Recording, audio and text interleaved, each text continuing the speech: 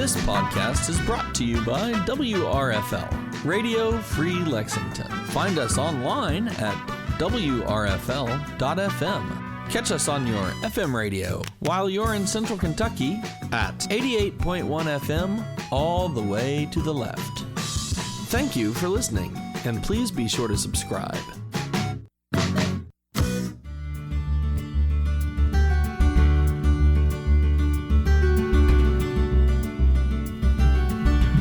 Hi, welcome to From the Woods, Kentucky. I'm Lhotka, and I'm here with my co-host Renee Williams. And today in studio we have Dr. Claudia Cotton and Brandon Howard. And Claudia is a forest soil scientist with the U.S. Forest Service, Daniel Boone National Forest. And Brandon is a fire management chief with the Kentucky Division of Forestry. It's great to have you guys in studio today. Glad to be here. It's good to be here. Thanks. So today we're going to be talking about wildland fires and some of the dry conditions that are in Kentucky this fall. But before we get started about talking about the fire, tell us a little bit about what you do at Daniel Boone and then what you do at the Kentucky Division of Forestry. All right. Well, thanks, Laura. So I'm the forest soil scientist, like you said earlier, and essentially whenever we do any type of management actions across the forest, I am responsible for the health of the soils across the forest. So anytime we do any kind of management action, I have to analyze the landscape to ensure that those actions don't detrimentally affect the soil. What about you? I'm the fire management chief with the Division of Forestry, but I'm actually the forest protection branch manager, and so I have two sections underneath me. It's health and KFCA, so that's forest health, forest insects, forest diseases, and that sort of thing, plus the KFCA, Kentucky Forest Conservation Act, which includes the timber harvest compliance with logging, that sort of thing. And then the other side, which we're here to talk about today, is the fire section, and within the fire section, we deal with wildfire management across the state through on private lands and state-owned lands and local lands, and then we also work with do prescribed fire management as well. Okay. So during our shows, we always ask, what got you interested in forestry? Just because it's interesting to see how people's backgrounds have changed them into the profession they are right now. Claudia, what got you interested? Well, growing up in western Kentucky, I grew up out in the country, and we have a big stand of woods back in behind our house. And I was always jealous when I was young because I would go hiking with my uncles and my dad and my aunts and mom and family. And a lot of folks could name everything in the woods. And they knew the flowers, the trees. And that's just where I grew up and where I got comfortable. And I wanted to be able to do that too. After a long and winding road, I eventually ended up in forestry.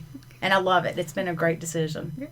What about you? Well, unlike Claudia, I grew up in eastern Kentucky for a part of my childhood, and growing up, my grandpa, he'd always go out in the woods and hunt and various things, and we grew up with a lot of trees and woods behind our house, and so I remember that as a child, and so that really struck me, and then we had moved to central Kentucky as a child, and then I wanted to always find a way to get back to eastern Kentucky, and I thought, well, it'd be a good opportunity, for employment, there's so many trees out there, so I wanted to go into forestry. And so I did move back to eastern Kentucky after I got my degree, but here I am back in central Kentucky again, so imagine that. But that was kind of what got me started. Okay, that's good. We're early in the fire season and have already had several fires. Can you discuss what's happening and why this is happening so early this year? Before I start into why it's happening, I'll just give you some fast statistics on what's happening on the Daniel Boone so far. So since September, the Forest Service, we've responded to 13 fires that have covered 645 acres, and all but one of those has been human caused, either by wildfire or by arson. So those are two big issues that we deal with, especially this time of year, but especially this year because conditions are so dry. And then currently we have two active fires going on. There's one down on our London Ranger District along the Rockcastle River. It's called the Rockcastle Fire. And then there's another one down in Redbird, down around Manchester, Clay and Leslie counties, and it's called the Flat Creek Fire. So we've still got folks working on suppressing those two fires. I'll expand on our side. In the fall of 2016, we had a bad fire season. A lot of acreage consumed. For the year 2016, we had over 70,000 acres consumed in the state of Kentucky just on private and state-owned lands.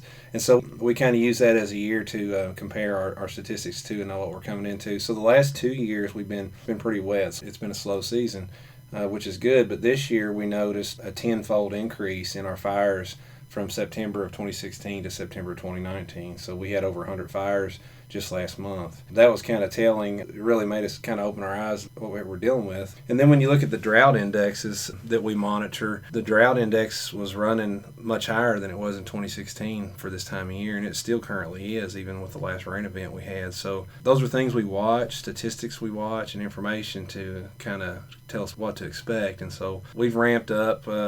We've had a lot of fire that we've had to deal with. We started off early October and we did a lot of unified command, and what that means is the Forest Service, they deal with the fires that occur on their federal property, and we deal with the fires that occur elsewhere on state and private. But at least 2 instances I know of and that I personally visited were unified command fires.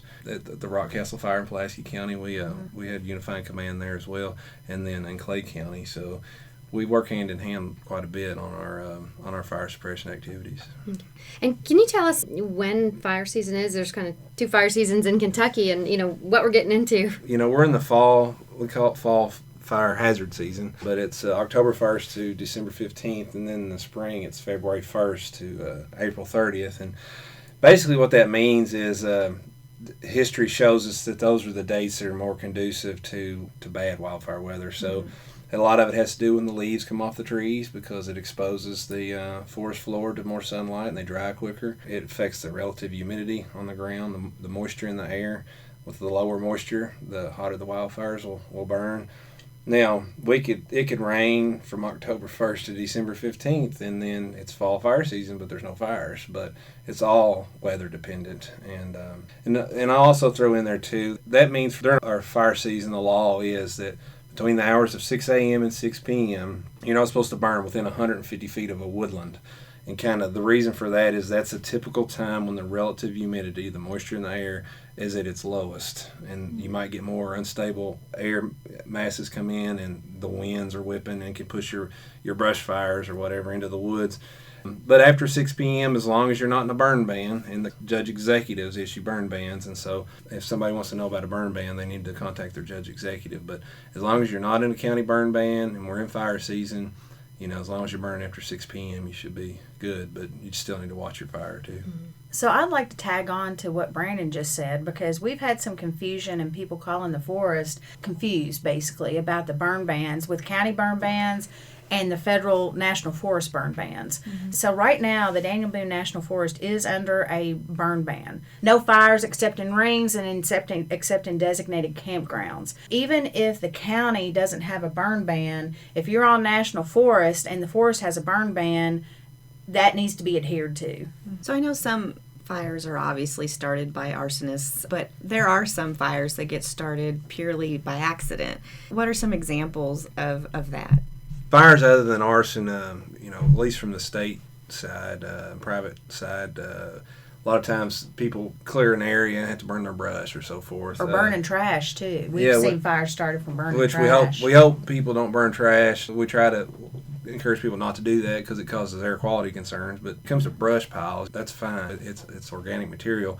But a lot of people will burn them at the wrong time. If it's your relative humidity is too low, and the relative humidity after 6 p.m. at times could be too low. This is a guideline. People need to pay attention to what their weather is. And if a wind event comes, it can blow a fire out of their brush pile into the woods, and it's gone, and here we come to suppress it. So those are often big causes. And that's what happens. The wind takes it, or a firebrand gets off, or an ember gets off, and if the woods are dry like they are right now, with the leaves dropping abnormally early from the drought, it'll take off. It's dry and ready to catch right now. How many acres is the biggest fire you all have ever had to deal with?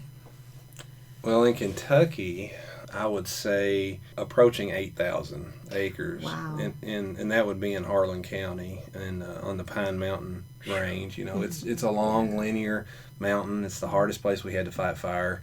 There's not very many fuel breaks, and when we say fuel breaks, we're talking about roads and things like that. So it's pretty difficult to fight fire on Pine Mountain. But yeah.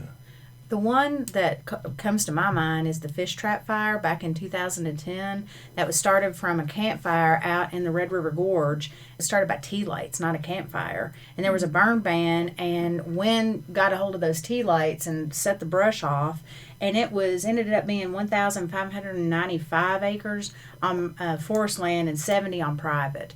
And it was a ripper. It burned down into the soil. It burned at least 4 inches down into the A horizon.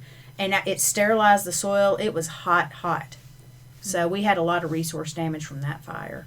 So what happens to the soil when a fire comes along? So it depends on the landscape position where you are. For example, if you're on a shoulder or on a ridge and a fire has come up from the bottom and run up the side slope, it preheats that vegetation and it combusts that much faster, and the temperatures are that much higher. So whenever soil sustains that high of a heat, it can essentially, the gases and the combustion itself, of course, it consumes all the vegetation, but also, like down into the soil, it can kill the fine roots. And so a lot of the action for vegetation is in the 20 centimeters of the soil. Mm-hmm. That's where a lot of the fine roots are found. And so those fine roots are responsible for water and nutrient uptake. So if you burn within that top 20 centimeters, if the flame gets that hot, then you're essentially killing off all the pumps that the vegetation has to take up nutrients and water. Mm-hmm. It has some very far-reaching consequences when you have temperatures that hot on the ground that sterilize the soil. And I'll expand on that, Claudia. During a drought situation, that kind of compounds the situation, I feel like, because the amount of moisture is so low. Normally when you go deeper, there's more moisture, but during a drought, that dryness just is so deep, and that causes the fire to burn deeper, burning the roots and getting under the soil. Absolutely. So that's something that we worry about, and it's hard to suppress fires. Usually we have to bring in the big equipment, the dozers and that sort of thing to get to where the fire is burning. From that year, we had a lot of stump holes that continued to burn because the fire got down in there so deep, and we had roots that were underneath trails burn up, and it made the trails collapse. We had a lot of trails collapsing out in the gorge from that year. And something that's obvious that I didn't even speak about is that once you burn all the vegetation off of the soil and you burn all the litter layer off of it too, it increases the erosion potential. So out in higher spots in the gorge, we have really shallow soils to start with.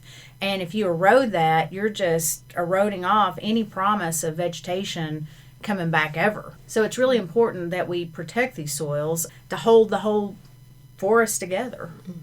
And how do you put out fires once they get started, especially if it's 8,000 acres, like you said? Anytime we have a fire on Pine Mountain, or Black Mountain for that matter, we got to start thinking about the grander scheme of what kind of resources we need. We usually try to get 2 or 3 bulldozers down there, and 2 or 3 hand crews. And when I say hand crews, it's anywhere from 6 to 10 person rakes, basically just raking the fuel, which is the leaf litter, and especially in this time where it's the dry, it's the duff layer, and you got to get to mineral soil. So that's why we use bulldozers a lot, because they quickly get to the mineral soil. We try not to use dozers in sensitive places because it can cause damage, but we try to find old roads that are already existing, and we'll try to clean those roads out. So we do the best we can. Obviously, our number one priority is life and property, and so we're going to do what we can. But anyways, what you do on a fire that big, you kind of back up, and you'll look if there's a road on the ridge, and there's a road coming down the flank, which would be the side. And if the fire is burning hot enough, you just back up and make sure to prep your lines by cutting as much fuel as you can, and then you do a burnout operation. You'll take a drip torch and light it up, from the top down. And then the burnout fire will head towards the main fire, and the idea is that you're reducing the fuel, because your fire that you said is consuming the fuel, and when the raging fire is coming, it stops, because the bigger black line you create with your burnout, better off you are. And you do it kind of in a controlled way, because you're doing it from the top to the bottom. So as Claudia was talking about, if we were to set a burnout fire, do a burnout operation, start at the bottom of the hill, then we wouldn't do any good, because it'd be ripping up the hill and raging. So we start from the top, and it backs down. So the quicker you can get on that, and the bigger your black line is, the more chance you're going to get to stop the fire from jumping it. That's interesting how you can stop fire with fire. Oh yeah, fighting fire with fire. That's, that's where that term came from. I always wondered where that came from. Yeah, that's the truth. Okay. we continuously monitor the weather. We usually when we get in drought, there's weather patterns that come in. The rain will come in, and then it'll typically kind of evaporate before it hits the ground, and so we don't always get a lot of rainfall when we start getting into drought. And we did get a pretty good rain event in central Kentucky. Extreme southeastern Kentucky, the last rain event we got of a week ago probably didn't get much, a quarter of an inch probably, where we got 3 inches here in central Kentucky. So we're monitoring that situation because there's parts of the state that still are dry. We're still in an abnormally dry or moderate drought anyway. So as we go through the coming week, there's a rain event coming in, and the long-term forecast, it looks like there's more rain coming next week. So hopefully we'll keep getting the rain intermittently and not in a big quick rush, but just over time, and then it'll calm the situation down and bring us out of drought. Different regions deal with different things. This part of the state usually deals with flashy grass fuels or field fires, whereas in the east we're dealing with more of a forest fire component. So, and those fuels react different to moisture. Flashy fuels will accept moisture quicker, where a lot of your woods fires will have what we call 1,000-hour fuels, or 100-hour fuels. So those are just larger fuels that stay drier long. It takes them a long time to dry out, but once they dry out, it takes them a long time to gain their moisture back. You've been listening to From the Woods, Kentucky with co-hosts Renee and Laura. We'll be right back after this short break.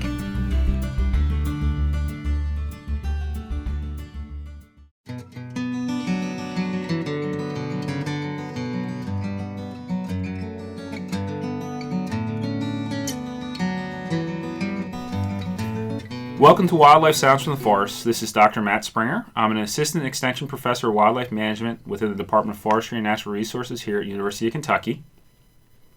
I'm here to teach you a little bit about the animals that live in our forests, especially those here in Kentucky. For those of you who might just be joining us, each week we'll play a wildlife sound from our forest. Here's our sound for this week.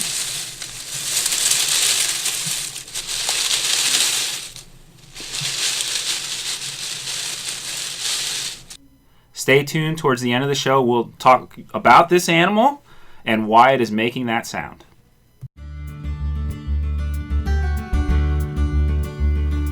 Welcome back to From the Woods, Kentucky. Let's get back to our interview. Can you tell a little bit about how fires in Kentucky compare to maybe the fires out west that we see on the news and things like that? They can be a challenge to fight because out west, we have big contiguous blocks of federal land out there. Those forests were created before they were settled. Right. And in the east, the forests were created after the land was settled. So we have a lot of inholdings. So what I mean is that there can be someone that has a private piece of land surrounded by a national forest. Mm-hmm. And there's a lot of that here. And so, yeah, it can be very complicated to fight. We end up in unified command quite a bit because those inholdings are private, and so that's where we end up working together, and we have a good relationship. One thing I'll expand on too is the fires out west. They seem to always be in a persistent drought. Their drought lasts for long periods of time. So if Kentucky ends up being in a persistent drought, and we were really only dry for a couple months. Right. I mean, it was raining in the spring pretty good. And then into early summer. I heard this one called a flash drought. Well, that's what I've heard too. I guess that's the buzz term. But if we would kept going, let's say we're in a drought for a year, like they are out there sometimes, or 6 months, and then you'd be surprised that we'd be in a bad situation. I mean, just south of here in Mercer County, a soybean field caught on fire while a combine was, working the soybeans.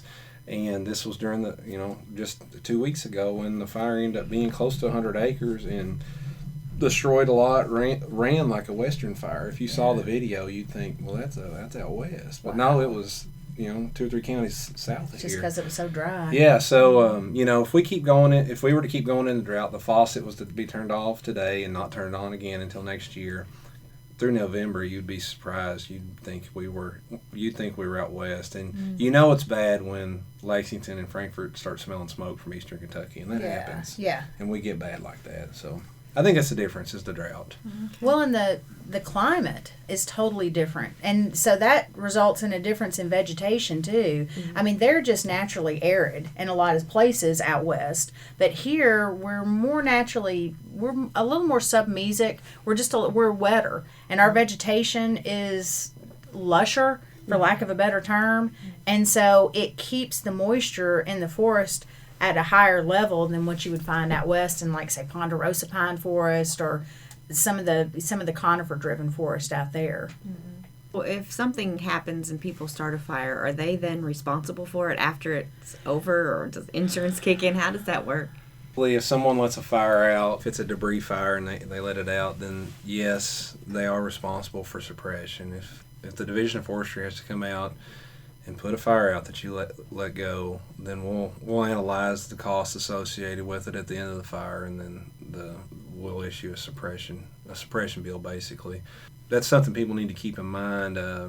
We have had an instance. We had a pretty good sized fire in Harlan County one year that actually it consumed quite a few acres. I don't remember, it was over 1,000 acres several years ago, and it was a construction company, and their insurance actually covered it, but the bill was about $18,000 for that particular fire, and that was a fire that was hard to fight. We were on it for about a week. But anybody can accidentally let a fire out, and they could be responsible for $50 to $18,000. It just depends on what it costs, and we try to be as efficient as possible. But people need to keep that in mind too, that they need to. There's a cost. It might affect their pocketbook if they let one out. So. And I was just curious to talk about putting out the fires. Can you talk a little bit about, I guess, your employees that are doing that? How are they trained? Who is out there is actually putting out the fire? Well, so right now on the Daniel Boone, we have brought in additional resources from all over the country to deal with these fires, because we're having a lot of starts right now that may not turn into a full-blown wildfire. But for example, we had 8 starts last week that we were able to get knocked down. But right now we're flying aerial detection every day to see if we can find fires before they get too big so that we can put those out. Yeah, we've mobilized quite a number of people right now. And so we've got regular employees of the Daniel Boone National Forest that are trained to fight fire. And so and they're trained at all different levels, from ground pounder clear up to, IC, or the incident command, who is over the entire fire. So there's logistics, there's planning, there's operations.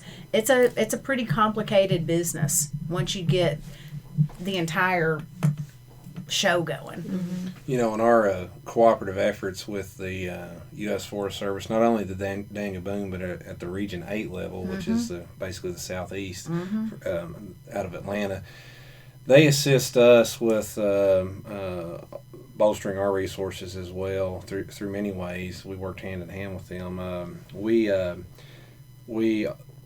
have some pass-through grants that we do from the Forest Service that help our fire departments, and so because they're a big part of what we do and help us get to some fires before we can get to them, and they keep them at bay sometimes, especially in the eastern part of the state where the big mountains are. A lot of times they'll keep them from getting way up on the mountain, and then we can come in and they're not as catastrophic.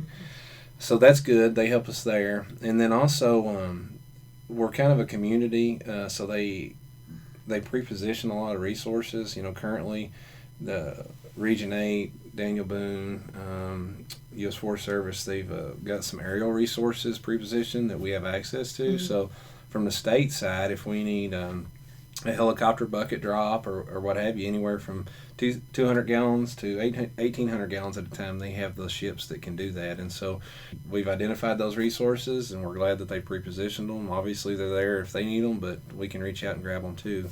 We have a Tennessee-Kentucky Academy that we in Western Kentucky that the Forest Service helps support. Our agency, as long as the Tennessee Division of Forestry, we all work together and we put that on. So when it comes to training, we send a lot of our people to that academy to get higher level training and incident command. Without the group effort, if we wouldn't all put our dollars towards the same cause, a lot of times we wouldn't have enough dollars to put the fires out at times. So it's an unbelievable cooperative effort that a lot of people don't realize are happening behind the scenes, but we're always communicating and working together and putting our resources together. Brandon's up in my office all the time, up in the supervisor's office, coordinating fire efforts, with the forest. So we're really thankful that we've got such a strong partner in KDF to work with these. Well, we have the Kentucky Interagency Coordination Center that's based out of Winchester, Yeah. and that's really a cooperative effort between multiple agencies. Daniel Boone hosts it and is the biggest leader in it, but Kentucky Division of Forestry employs a liaison position. That liaison is based out of Winchester, and so that we have that person there to help coordinate our efforts, at a higher level. And so it's worked really good, and that's where we get our aerial resources from is through what we call KIC. And when we go out of state to help other states, which we do quite often, we've spent a lot of time in Texas the last couple of years. We go through KIC, the Interagency Coordination Center, and they dispatch our resources down there. And so we've been to Florida, South Carolina, Texas. We've had people in Alaska this last year. So, the map's pretty staggering when you look at it, especially over the last 3 years. So that's all about cooperation, cooperative effort. If we were to have a fire, then the people that you would go to would also come here if That's we right. needed. We've got a lot of options. We can, Joint venture, I guess. yes, we Yes. can bring resources in. Yes. It's the same. What happens if you are in Texas, I guess it is, and then something happens here? Do you immediately, do those people have to come back, or how does that work? Well, we generally don't. If we're in a bad situation, we're not necessarily worried about the fire hazard seasons strictly by the dates because we do monitor the weather. So last year it rained all through, the fire seasons, and so we had the ability to send people out. We usually send them out for 2 weeks at a time, and so we knew that we've had so much rain. In 2 weeks, we're not going to be in a critical situation. So we'll send to help the other states. But right now, we're not sending people to help other states because, we're going to need our resources. And then It's a possibility you'll need them here. And then we could be asking for resources. So we monitor that real close. So it's all about the weather when we send people. So, but usually through the summer, we have people gone all summer, And I know earlier you mentioned a little bit about the damage to the soils that the fires cause, and there's also the damage to homes and things like that. Can you talk a little bit about when there are fires, the hazards, the smoke hazards on the roads and things like that, the other problems that are associated with fire? Probably one of the biggest problems as far as the Daniel Boone National Forest is concerned is getting folks out of the woods, people from losing their lives. Because the fish trap fire that I was speaking about earlier, whenever that occurred in 2010, it was in the evening and the fuels were dry and it took off. And so whenever E.J. Bunzendahl, our fire management officer on the Daniel Boone National Forest, she was running models to try and see what the spread of it was, the rate of spread, and it was not even close to any of the models that we're used to. It was running like Western fires. So the first 2 hours, or I believe it was the first 2 hours, or the first maybe 5 or 6 hours, was EJ and another person from the forest going into the Red River Gorge trying to find 35 cars worth of people to get them out of there because it was running so fast. So that's our biggest concern, is loss of life. And that's our primary concern whenever we have a fire. Some of the other things that occurred as a result of that fire were it was burning so hot, and the topography in the gorge is such that there's tons of cliff line, there's tons of, it's not really easy to get around in there.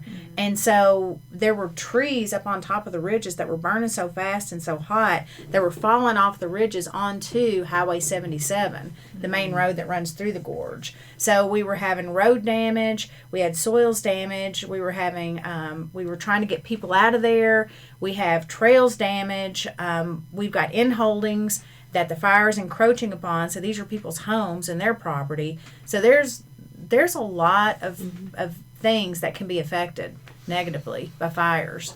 So I'll think back to 2016. I guess the smoke on the roads is a big issue. I mean, there was a smoke that impacted the Mountain Parkway, and there was a fatality. Yep, there was a fatality on the road. And then in Bell County, I was in Bell County in 2016 quite a bit during our bad fire season in the fall, and we had basically had smog, and that was a bad problem. We had a Pine Mountain stretches from Pike County through Bell County, and so we were at the southern end of it. And there was up around Chenoa, that area in south of Pineville, in southern Bell County near the Tennessee state line. We had a couple 1,000-acre fire there. And the next morning, the fog had set in, in the inversion layer, and it brought all that smoke down into that valley. And it was so thick that there's a prison camp, Bell County Forestry camps up there. It's a minimum security prison, and the employees couldn't leave. Employees couldn't get there because you couldn't see 5 feet in front of you. So imagine driving on a 2-lane curvy road and literally 5 feet in front of you can't see. School was in session, and so there were school buses that were just immobilized. They couldn't hardly drive, and so it's a dangerous situation. And if the conditions are right, that smoke can settle in and really cause problems. During the normal day when it's warm, in the atmosphere, the smoke will lift. But there's the mornings and the nights when it cools off and that stuff sets in. And a lot of people with breathing problems, too. I mean, can you imagine having a hard time breathing normally without smoke and having smoke you can't even see through, having to breathe through it? So it's difficult. You've been listening to From the Woods, Kentucky with co-hosts Renee and Laura. We'll be right back after this short break.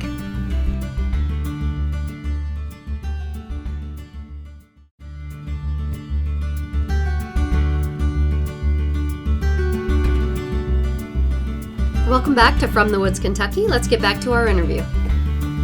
So y'all have mentioned about a lot of groups that have worked with you, but we also have students that help you all. Is that right? Yes. Yeah, with UK Fire Cats, right? Yes. Tell us a little bit about what they do to help you all. So EJ Bunsendahl, our fire management officer that I mentioned earlier, she a couple of years ago got a program together to bring in and provide an opportunity for UK forestry and natural resource management students to help us fight fires and to get them experience at the same time. So they're called the UK Fire Cats, and they're an actual crew. Yeah, the Division of Forestry actually employs these students, and then on the weekends, if we're pre-positioning our resources due to fire activity, we'll utilize those students, and basically as a crew, and they get a lot of experience. We have quite a pretty high fire occurrence rate in the Division of Forestry, and so most of the time, if the weather's conducive, they can get some experience on a wildfire. And then, of course, we assist with training, but and we pack test them as well. Arduous pack test to make sure that's a physical fitness test that we use to measure the level of fitness of a firefighter. And the Danny Boone National Forest, EJ and her folks, they help with training too. And I was going to say, we have for the UK students that might be listening, we have a course, FOR 255 Forest Fire, and that's the course that EJ's helped with, where they do the online training through the federal program, and then they provide the field day for that on a Saturday. So that's been a great resource for our students to get them out there. And we appreciate you guys, your partnership with that and the support for that. So Laura, can any student take that then? It doesn't have to be a forestry student? It doesn't. We do have a wait list just because, our forestry students, that's a required course for them. And then, once they have their slots, then it's a wait list from there. But yes, any student is available to take that course. And then you mentioned the pack test. Our students have to take the pack test, which is 3 miles in 45 minutes with a 45-pound weight. And that's pretty challenging. Yeah. But, it's a great program, the Fire Cats. We have a lot of students that are interested. I know they've already been out one weekend this year for it. But it's just great experience for them, and to see if they, this is a career path for them. So, yeah, we definitely appreciate your support of that program. Absolutely. We're glad to do it. It can give them experience to go out west and get on crews out there as well. So I know several folks have been able to do that as a result of this experience. So that's a nice thing to be able to offer. Yeah. And also, I'll expand on that too. We had such good success with the UK Fire Cats that we reached out to Eastern Kentucky University, and they put together a crew as well. They're their folks are more geared around wildlife management, and with wildlife management comes prescribed fire. That's really big for boosting ecosystems and wildlife habitat. And so it's important, if you want to be a prescribed fire practitioner, to have a basis understanding of wildfire. And so it was really a good opportunity for those folks to get great experience. And so we've been able to work, the two programs, UK and EKU, have worked well.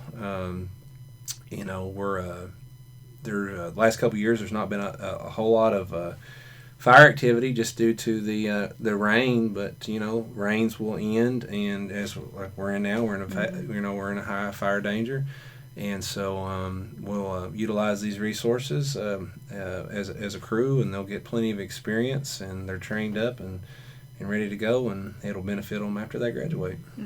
You mentioned prescribed fire as opposed to wildfires. Can you describe a little bit of the difference?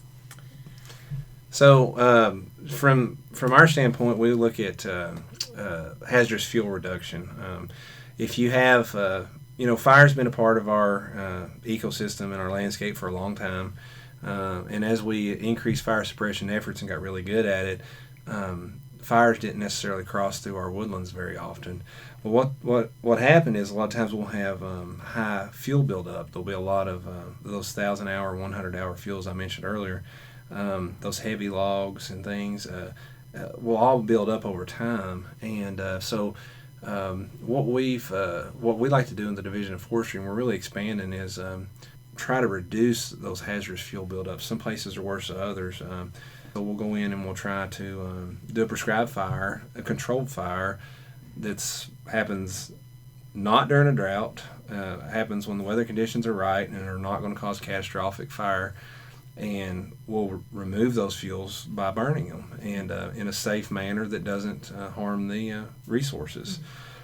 And what that does is, when we get in a drought, and if we've removed hazardous fuels in an area through prescribed fire in a controlled environment, when that fire ignites, it's not going to carry through the woods in a catastrophic way. It's just going to be slow and gentle, and if it burns at all. And so that's just another way for us to help fight fire. But Claudia could probably expand on, it's not just hazardous fuel reduction. When we do hazardous fuel reduction, there's a lot of other benefits. Yep, exactly. So one of the reasons the Daniel Boone utilizes prescribed fire is, one, to put fire back on the landscape where it used to be, because we've got evidence from pollen cores, from previous research that shows that Native Americans did use fire to maintain different structures and different types of woodland communities. And so what that does is that we can use that to create different types of wildlife habitat. We can also use it to try to encourage more oak regeneration. That's a big one. Oak has been declining over the last several decades in our ecosystems, and it's because the woods have grown up. And oak needs a certain amount of light and a certain stand density to get regeneration, to get proper regeneration, so that it continues to be a dominant or codominant species. And our fuels have built up to such a level that we're not getting that proper light regime. So we use it also to encourage oak to come back. One important thing about prescribed fire versus wildfire is that whenever we go to implement a prescribed fire, we look for the ideal weather conditions to set those off. And we make sure that those weather parameters are going to be within certain ranges whenever we put those fires on the ground. The difference with wildfire is that those conditions are completely out of ideal. We're in a drought. We've got soil moisture that's tanking. The vegetation is very dry. The leaves are dropping abnormally soon. And so when you get fire in those conditions, it can absolutely produce temperatures that do some pretty serious destruction on the ground. But that being said, prescribed fire, there can be a benefit to a hot wildfire in the fact that you get a mosaic of burn conditions across the ecosystem. And so when you get a mosaic of burn conditions, you also can provide niches. It helps encourage the high diversity of vegetative species that we have in our woods, if that makes sense.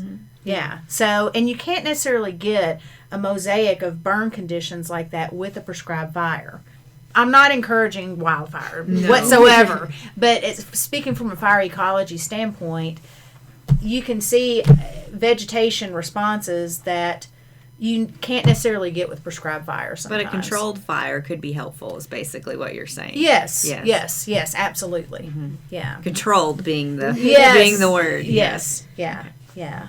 Before we wrap up, can you just provide or kind of summarize the warnings or things that you would like to remind people about with the conditions that are going on right now? The biggest thing as far as the National Forest is please adhere to the fire severity warnings. If we have a burn ban going on, we're not joking. This is to keep everyone safe. Mm-hmm. This is to keep people's homes standing. I mean, is having a campfire with your camp out worth someone's life or worth several people's lives? Because that's what it comes down to with us. That's my biggest message. Mm-hmm. Is I know people see us going from fighting fires to using prescribed. They're vastly different animals in that prescribed fires are completely controlled and we look for conditions to keep them controlled. Mm-hmm. Whereas wildfire, we have no control over those. And it's all driven by the weather. Mm-hmm. So don't be careless and have a fire whenever we're in wildfire season. So if someone has a campfire, what's the best thing to make sure that it is out? Okay, so you're supposed to, once you get the fire out, or once the fire's out, you're supposed to spread the embers about, and then you're also supposed to put water on that and stir it, and then put your hand like just above the campfire to see if you feel heat, and keep on testing that and keep on doing those actions until you don't feel heat any longer. And so with these conditions, they shouldn't even have a fire to begin with. Yeah. No, they shouldn't. Okay. Unless you're in Coomer Ridge Campground, in a ring itself, you should not be having a campfire, period. Okay. Yeah. So from the state and private side, if there is a burn ban on, folks need to be aware. Contact their county judge executive's office. They're the ones that issue the county burn bans. The Division of Forestry, if we were to ever decide to put a statewide burn ban on, at that point, that's when we would have control of that ban. And that's a governor's declared ban, so it's not necessarily something that's going to that's easy. So a lot of times we just make sure that we try to help the county judge executive stay informed. They reach out to us and try to ask of our opinion. And so but it's all up to the local government. And so if somebody wants to burn in their county, they can check with their county government. And then outside the burn bans, if you want to burn, just remember that October 1st to December 15th is our fall fire hazard season. So from 6 a.m. to 6 p.m., you can't burn a brush pile within 150 feet of a woodland. Obviously, they just need to pay attention. Red flag warnings are issued by the National Weather Service. That means that weather is conducive to bad fire behavior, so they just need to pay attention. Mm-hmm. Relative humidity is water, moisture in the air. High relative humidities, once it's in the 40s and 50 ranges, is starting to get better. If you're going to have a windy day, over 10-mile-an-hour winds, to say, then you really should pay attention to what you're doing. Mm-hmm. And where can people go if they have questions about some of the things they've heard today? Kentucky Division of Forestry website, they can go to forestry.ky.gov mm-hmm. and find out more information there. We're part of the Energy and Environment Cabinet, so if they make it to the main website, they can find us that way. Should have all the information they need as far as we're concerned. Mm-hmm. As far as the National Forest, we also have a website, and just look up Daniel Boone National Forest, U.S. Forest Service, mm-hmm. and we will have information on the front page about all that. Or you can call the supervisor's office or any of the district offices as well. Mm-hmm. The supervisor's office is located in Winchester, and that number is 859-745-3100. And the person who picks that up should be able to tell you current conditions mm-hmm. and what's open and what's not open and any additional information you may need. Okay, great. Well, thank you very much, Claudia and Brandon, for joining us today. And if you would like more information on what you've heard on this segment of today's show, visit our website at www.fromthewoodsky.org. Stay tuned now for another episode of Extension Notes. Okay, so now we're going to do an extension note. And in studio today, we have Chad Nyman. He is a primary forest product specialist in our Department of Forestry and Natural Resources. Thanks for coming in today. Thanks for having me. We're going to talk about National Forest Products Week. Mm-hmm. It is October 20th through 26th this year. Right. It's always the third week in October. What is Forest Products Week? Yeah. And why are we celebrating it? Just looking at what Forest Products Week is, it's a recognition or celebration of all the forest products, over 3,000 of these forest products that benefit all of our lives in some way every day. Mm-hmm. And so forest products are those goods that are coming from our forests, whether they be, pine forests or conifer forests, or in the south or in the north or out west, or the hardwood forests that we have here in the central hardwoods region. Different products that are coming from there. There's some that are what we call non-timber forest products. Those are edible, like maple syrup and mushrooms, things like that we get to consume. Right. And then you've got the timber forest products, and some of those go into industrial sectors, different construction segments. We've got a lot of products that are in our homes, cabinets and crown molding and hardwood flooring, all of those kind of things. But then there's stuff like paper and packaging material. You also have renewable energy in areas where you've got biomass and bioenergy, or you might use wood to heat your home in a wood stove.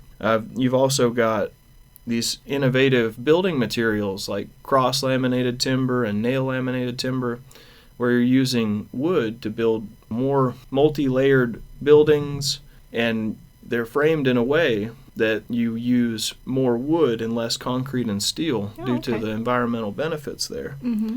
There's all of these different components that all of this wood is going into, and so just like where our food comes from, we've become separated largely from where our wooden components that we have and all of the things that we use that come from the forest. We kind of forget about those. We take them for granted. And so being able to recognize all these different products that we are using daily. This is a whole week dedicated to Forest Products Week, and what are we going to do here on campus? It's going to be part of the fall break for the students, so we're limiting the activities we're going to have on campus. So Wednesday, the 23rd of October, we are going to have Megan Bulin. She is a technician in Dr. Ellen Crocker's Forest Health Lab. She's going to be out in the 90 with a block with mushrooms growing on it, actually, as well as some food that has local mushrooms integrated into that dish. So you actually get to see how they're grown. You get to learn about non-timber forest products, and then you actually get to sample some of them. Oh, that'd be good. good. Absolutely, yeah, very interactive and tons of information. It was a huge success last year. And so we really look forward to that activity. Just talking about whole scope of these forest products, what they provide, products that we need. They're biodegradable, they are renewable in that we grow more trees, and in Kentucky and the surrounding region, we're fortunate enough that these trees grow back naturally. We use silviculture and forest management to try to determine which types of trees and making sure that succession is happening in a planned way.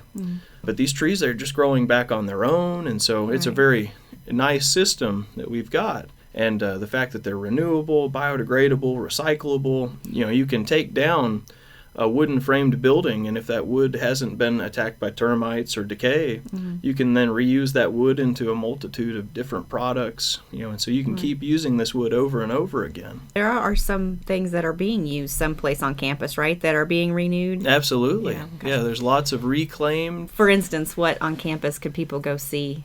So if you went to that 90 dining facility on campus, there is a lot of reclaimed horse fencing boards that have been integrated into those doors as you're coming in. Oh, okay. Even over here at the K-Layer Grill, there's some wallboard that's been reclaimed horse fencing. If you look in the new student center, there is reclaimed horse fencing put into the social staircase. And that's a pretty staircase too. It's a beautiful staircase. Reclaimed doesn't necessarily mean old looking. Right. It could be brand new looking. Yeah. Yeah. Once you take that surface off, it gets sanded down.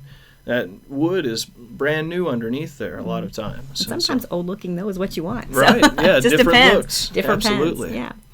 But just looking at what it generates for our state, just looking at the timber product side of things, it's around a $13.5 billion industry and employs over 60,000 Kentuckians. If we take a step back and look at, from the United States perspective, Right. it's over $100 billion of economic contribution. And across the nation, it's millions of jobs in the forest industry. That's a lot of people that are employed just by some form of forest product.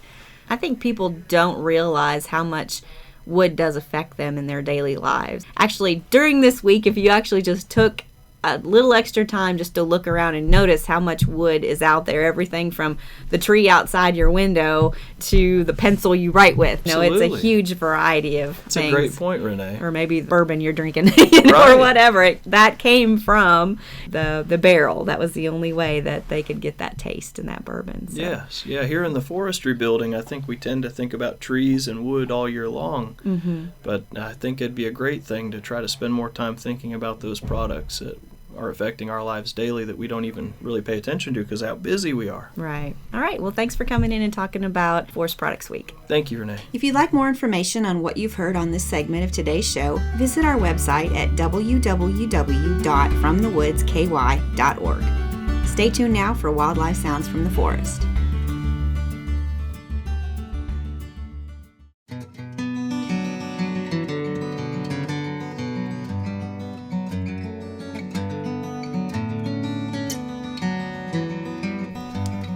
Welcome back to Wildlife Sounds from the Forest. I'm Dr. Matt Springer, Assistant Extension Wildlife Professor in the Department of Forestry and Natural Resources. Before I tell you what that sound was you heard at the beginning of the show, let's play it again for you.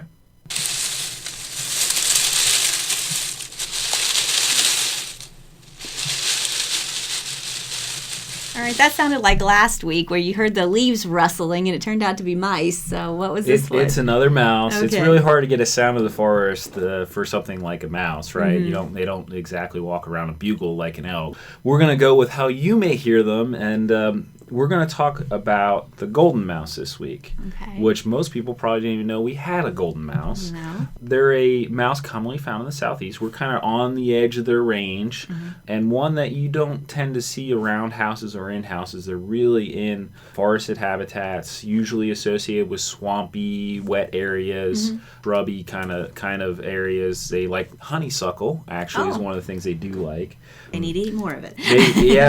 They may be actually a part of the problem in terms Oh, of moving the seeds around. That to be doesn't honest. surprise me. So, but as their name says, golden, they are a really kind of yellowish golden brown to burnt orange in color. They're a larger mouse. They're about upwards of 8 inches long. Oh. So they're a bigger mouse. They're a heavier mouse than, say, the Paramyscus we talked about last week.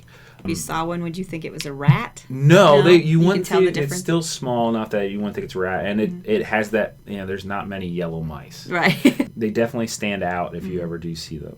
And actually, they're more of an arboreal species, so that means they spend more time on the branches and in trees than our other mice. So they're kind of filling that niche up vertically, Right. as opposed to most of the other mice, which are found on the ground. Do they make nests then, or do they have do something make up nests. in trees? Yes, so they make nests. They'll make nests on the ground sometimes and in trees. It takes a lot more energy to make a nest in a tree. Right. And they tend to actually, there's been some work that show they tend to get predated more in a tree for some reason. Probably because they're harder to hide. Yeah. But these guys will sometimes use old bird nests as a starting point and go from there. So they're kind of neat in that sense that they do spend some time above the ground. They don't have the tunnel systems or any of those things like chipmunks do, but they're really strictly, as opposed to our other mice in our browns that we talked about, they eat basically seeds. That's it. They won't eat the caterpillars and insects as much as say, our Paramyscus and our chipmunks will. These guys are looking for things like sumac seeds and honeysuckle and those kind of things. Do they eat berries too, or is it They just... will. Yeah, they will, but they're more referred to as granivore because of their diet is mostly composed of seeds. So does that include acorns? They will eat some acorns, but it's usually smaller seeds than most. These guys, based on where they're found or near those wetter areas, actually sometimes have big problems when they have flooding events and finding seeds. Their populations can cycle quite a bit locally. Their population doesn't necessarily reach high densities in a local area either, although they are gregarious, so they'll actually be in groups, especially in the winter, because they'll try to huddle together to get that thermo benefit. Right. So you'll find a bunch of golden mice in one spot sometimes. And usually they found that it's for usually mom and the offspring that'll do that. So do they hibernate? Or They don't really hibernate per se. They're kind of like the chipmunks. They'll wake up when they can and take advantage of it. These guys actually do reproduce at an incredibly high rate because they're in the southeast. They'll keep reproducing year-round in those milder winters to the point where they've actually been documented having 17 litters in 18 months. oh my, Yes, they are able to go and go and go. how many's in a litter? So they have a much smaller litter size. Okay. Usually it's only 2 or 3 mice, upwards of 4. So their litter size is smaller, which means that they kind of need to do that. Basically, it's every 30 days they're having another litter. Wow. It's pretty intense. right. They aren't a super long-lived species. Being yellow is not exactly making it easy to hide. Right. Which is probably why they're in the south more than the north, because there's more vegetation still hanging around to Right. get under. Do foxes and things eat Oh on yeah, them? their same buffet table for all those predators. But like you said, they don't do tunnels. But do they climb up in trees? They, You said they eat in spend trees. a lot Do of they time in vines. kind of like a squirrel. Yeah, they'll be in like thicker, brushier habitat. And you think about honeysuckle and what it looks like in Lexington and what that means. That's really their preferred kind of vegetative structure. Okay. Well, thanks for coming in and talking about the golden mouse. No problem. Thank you for joining us today. If you'd like more information on what you've heard on this segment of today's show, visit our website at www.fromthewoodsky.org.